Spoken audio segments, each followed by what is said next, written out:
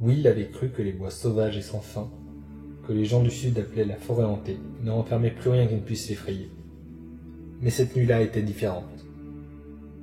9 jours durant, ils avaient chevauché sans relâche, vers le nord, puis vers le nord-ouest, puis à nouveau vers le nord, sur la trace d'une bande de pillards. Chaque jour avait été pire que le précédent, et ce jour-là était le pire de tous. Will, aguerri par plus d'une centaine de patrouilles, avait rejoint le mur 4 ans auparavant. Quant à Gareth, cela faisait 40 ans qu'il était frère de la garde de nuit. Will ne désirait rien tant que s'en retourner à bride abattue vers la sécurité du mur, mais ce n'était pas le genre de choses à avouer à son supérieur. Sir Waymar avait prêté serment à la garde de nuit 6 mois auparavant, et dirigeait une patrouille pour la première fois. Il était bien difficile d'obéir aux ordres d'un homme dont on se moque le soir autour de la table. Ah oui, hein, c'est bien une BD que je lis.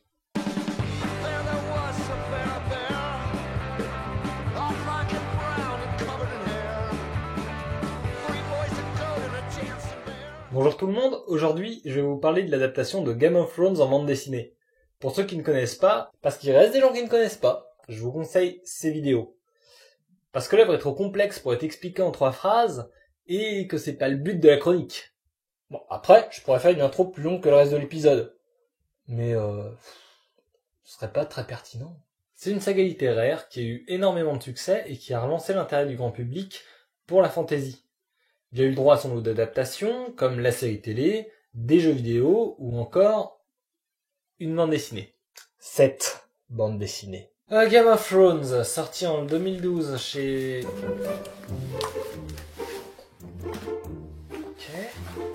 Sorti en 2012 chez Dynamite aux États-Unis et chez Dargo en France. Elle est écrite par Daniel Abraham et dessinée par Tommy Patterson. Alors attention, cette BD reprend les romans, pas la série. C'est important au vu des différences scénaristiques entre les deux. L'idée est bonne, on reprend à partir de l'original pour faire sa vision de l'œuvre. Adapter l'histoire, et la manière de la raconter, aux contraintes et possibilités inhérentes à notre média. Chose que la série fait très bien. Oui bon, sauf dans la dernière saison. Dorme quoi. Reprendre l'univers de la série aurait été dommageable, je pense. Parce que bon, adapter une adaptation, ça peut être bien. Mais bon, là dans le cas présent, ça n'a pas grand intérêt.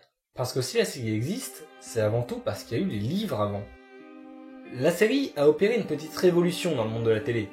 On n'avait jamais vu ça avant. Une histoire aussi complexe, complète, avec autant de personnages. The Wire, 2002. Dans un univers de fantasy. Ce que je veux dire, c'est que tous ces ingrédients n'auraient pas été réunis si c'était pas une adaptation. Comme par exemple le nombre de personnages importants qui meurent. Je pense pas que les producteurs auraient osé quelque chose d'aussi risqué. Tu digresses comme un gros porc. Non. Ton sujet c'est le comics, pas la série. Oui, mais c'est nul. Daniel Abraham avait l'embarras du choix dans ses manières d'adapter. Il aurait pu faire des chapitres à point de vue, comme dans les romans, rester neutre, comme dans la série, ou pourquoi pas, montrer l'œuvre sous un autre jour. Créer 1 ou 2 arcs, en modifier, bousculer le lecteur, quoi. Mais, à la place, il a décidé de faire ça.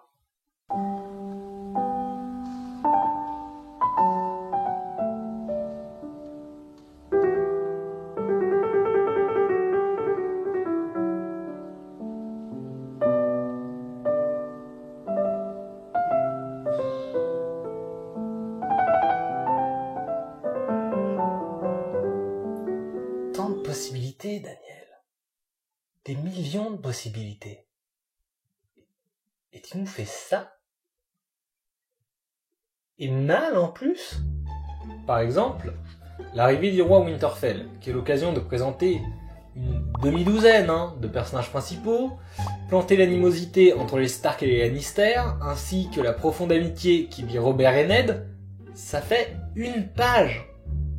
Oui, 1 page. À côté de ça, pour l'enfance de Daenerys, on en a le droit à 4. C'est si important que ça. Dans la série, on l'a pas fait, ça. Et pourtant, on a tout compris. Encore pour Daenerys, on a le droit à une description de ce qu'elle ressent devant une robe. Ce tissu est magnifique, touche-le, caresse-le. Le tissu était si fluide qu'il ruisselait entre ses doigts comme de l'eau. Elle ne se rappelait pas avoir jamais porté un vêtement aussi doux. Cela lui fit peur. Vraiment ? C'est pour moi ? Sérieusement, on s'en fout, hein ? On s'en fout. Bah tenez, cette planche est parfaite pour illustrer un autre gros problème de cette BD. À quoi servent ces pavés narratifs exactement ? Je vous fais la démo, je les enlève. Marrant, hein ? C'est beaucoup plus digeste comme ça. Cela crée un déséquilibre entre la narration, les dialogues et l'image. Quasiment la moitié du texte, c'est du pavé. Si j'ai envie de lire de longs passages de narration... Et toute la BD est comme ça. Au bout d'un moment, ça en devient assourdissant. Dans une version précédente de cet épisode, je descendais en flamme cette BD. C'est injuste, parce qu'elle a des qualités. Pas beaucoup, hein. Mais elle en a. Le découpage et la mise en scène sont bons, voire très bons, les plans sont cinématographiques, et la lecture coule très bien d'une case à l'autre. Je vais vous l'illustrer avec une scène qui se passe au début de l'histoire, celle de la décapitation de Gareth. Ça commence avec un plan large, pour que l'on comprenne facilement la scène. La foule forme un U autour du billot, qu'on identifie tout de suite comme tel grâce au personnage accroupi devant, les mains liées. On notera la présence du drapeau Stark ici et là. Les Stark sont tous habillés de gris avec une cape noire, là où les hommes portent une cape blanche. Ça permet au lecteur de marquer la différence entre eux. Deuxième case.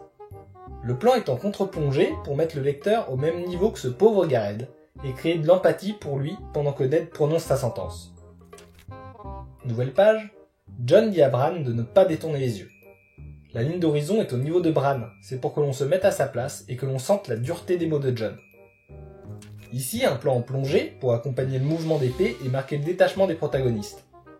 Puis, retour sur une contre-plongée pour amener l'empathie envers Gareth, mais débulée cette fois, c'est-à-dire avec le cadre penché, pour provoquer un dérangement chez le lecteur. Enfin, le plan recule pour accompagner le mouvement de la tête shootée par Theon, mais reste en contre-plongée débulée pour garder le même effet. On trouve pas mal de cases contenant beaucoup de personnages. Et Tommy Patterson s'en sort très bien au vu de la difficulté de l'exercice. Comme celle-ci pendant le festin, ou encore dans le cortège royal. Bien qu'expédiée, cette scène n'en est pas moins intéressante d'un point de vue de mise en scène. On voit pas mal de personnages facilement identifiables, et certains de manière subtile. En général c'est cool, mais il y a toujours quelque chose pour venir foutre le travail en l'air. Dans une scène d'exposition, on fait de grandes cases pour bien montrer le décor et situer l'action. Et en général, ces cases sont allongées pour faire un panoramique et donner une sensation de grands espaces. Vous voyez le problème dans le cadrage ? Il est vertical, alors que l'action se déroule horizontalement.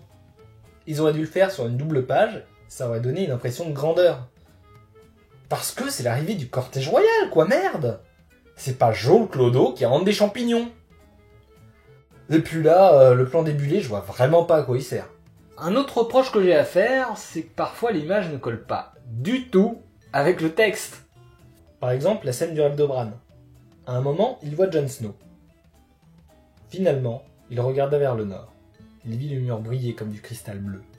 Et son frère légitime, Jon, dormir seul dans un lit glacé. J'ai fait du collage. Ou parfois, des réactions de personnages complètement débiles. Sait-on ce qui a causé sa mort ? Il y a quelque chose coincé dans sa gorge. Là, juste en dessous du museau.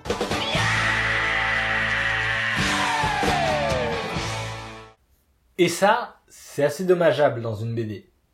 Ça te sort de ta lecture et c'est très dur d'y revenir après.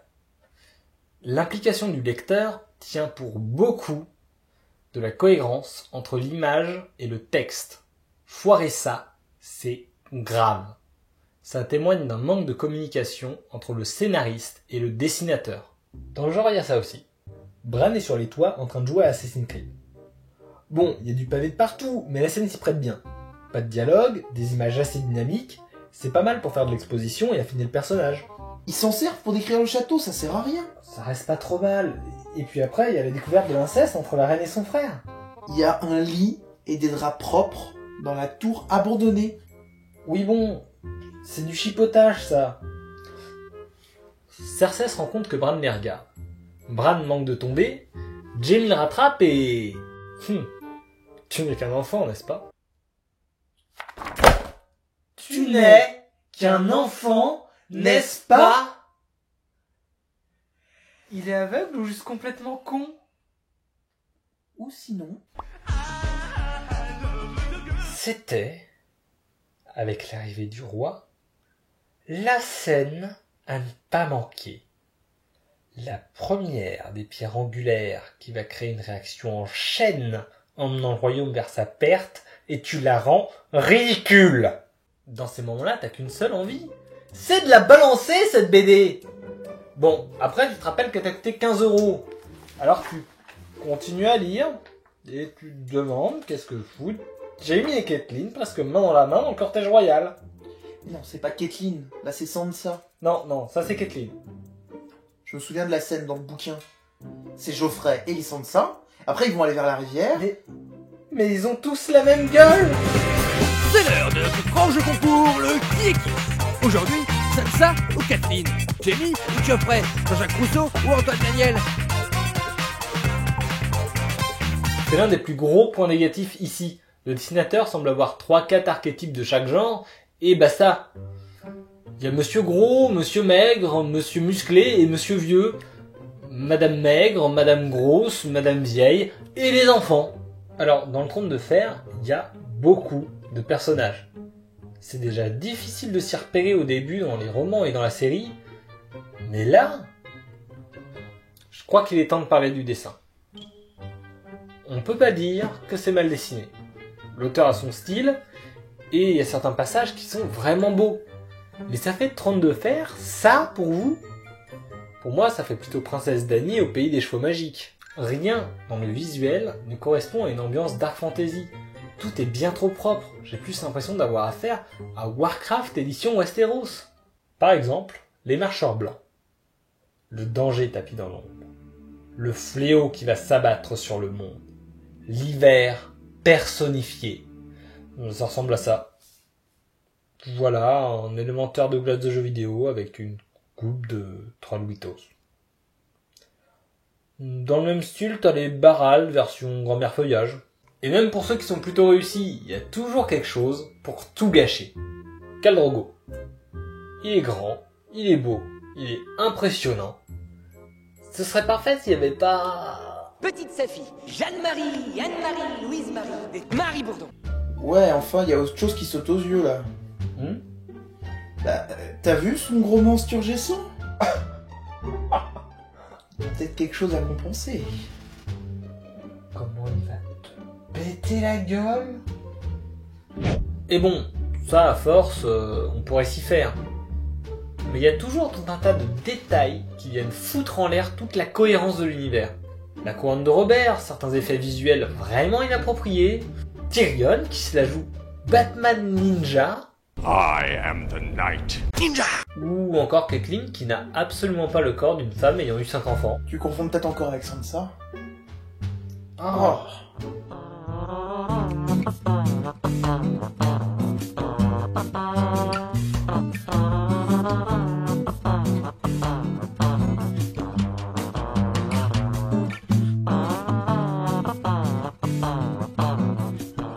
Tout ça, du déséquilibre dans la narration au chara-design foireux, participe à rendre cette histoire déjà complexe, incompréhensible. Je défie quiconque n'ayant ni vu la série, ni lu les livres, de comprendre quoi que ce soit à cette BD. Et ça, c'est un défaut qui revient dans pas mal d'adaptations. Cette BD est ratée, mais je veux quand même défendre un minimum les auteurs. Parce que je pense que leur plus gros problème, c'est un manque d'expérience dans la BD. Tommy Patterson, le dessinateur, a eu un projet beaucoup trop gros, trop tôt pour lui. Et ça se ressent, les personnages n'ont pas la même morphologie du visage entre les cases. Parfois ils ont vraiment des têtes de carnat écrasées, mais à d'autres ils suintent la classe. Le scénariste, Daniel Abraham, est un auteur de romans à la base. C'est un ami de Martin. Pourquoi engager des débutants pour une œuvre aussi complexe que le Trône de Fer? Et surtout, pourquoi le faire de cette manière? Comme ils sont partis, il faudra des centaines de tomes de 200 pages pour en voir le bout. Mais le lecteur, il va se lasser avant. À titre de comparaison, on atteint le même point à la fin du premier tome qu'à la moitié du deuxième épisode de la série. Et la série, elle, fait un vrai travail d'adaptation. Pourquoi adapter des centaines de pages de bouquins mot pour mot? À partir d'une balle dans le pied, je veux dire. Parce qu'on peut faire du Trône de Fer en BD. Ce monde est tellement vaste, tellement complet, tellement riche, avec des milliers de voies à explorer. Par exemple, le Chevalier errant. Ah ouais, donc t'as pas de race en fait. C'est une nouvelle de Martin qui se passe une centaine d'années avant les événements du Trône de Fer, qui raconte les aventures de Sir Duncan le Grand et de son écuyer l'œuf. J'ai eu le droit à sa version comics, adaptée par Ben Avery et dessinée par Mike S. Miller. Et là, mon Dieu, que cette BD fait du bien. Un dessin beau, mature, complètement dans le ton, une mise en scène aux petits oignons et un très beau découpage. Une adaptation géniale de l'univers créé par Martin.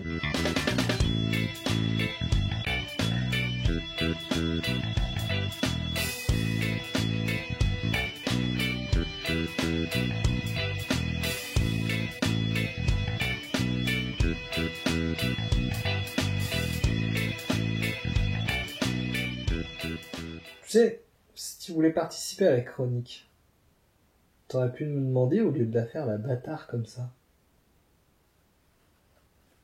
Ah non, mais c'est comme tu veux. Je veux pas m'en poser.